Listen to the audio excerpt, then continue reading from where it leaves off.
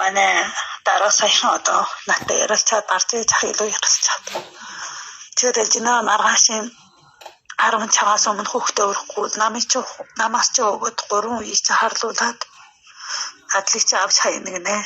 Тэгээд алчина манасыг тарих толгой зэрэг байх хэрэгтэй яацдаг байх юм ярьж.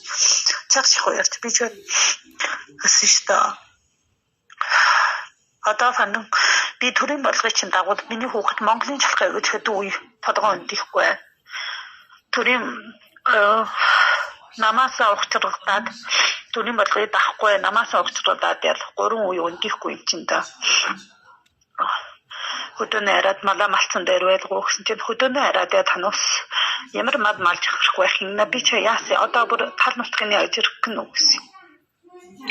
Тийм ээ одоо бас гэсэн ч хэлж байна. Танаас ямар хөдөөнөө ингэж ийм болчиход ямар хөдөөнөө амьдрна гэсэн. Энэ тас хүний доор амьдарч хамагдна уу? Би ч модны хүний доор амьдарч хаан гэсэн. Шат ухаантан байхгүй Монгол хүн байхгүй болчихоо. Монгол хүн дэлхийн мөрчлөлтөр байсангүй юу? Тэгээд одоо дарахтайгаа муурч яа чинь ингээд яраад бол нэг чах ялгуур гарсангүй би тэгэхэд өөрийнхөө баримтна одоо надад юу ярьсан хэрэггүй адлаас хоноо намаас хоноо танаас өөрийнхөө бичих материалаа авчираад дураараа болоо гэж хэлчихэд гараад ирсэн байна. Ингээд голд нь бас энэ зүрбүнэ лүбүжаны дэхай тасчод хэлж штэ. Манай балхсны одоо 12 гамбууд хүүхдээ хүрхээр болчих гэж худлагаар мэдүүл хийж байна. Би тэгэхэд алангороос нь гарч ирээд манай монголчууд асуусан чинь хүрнэ гэж хэлсэн байхгүй шүү дээ. Одоо манай 3 даргуул барах хүрэх байх уу?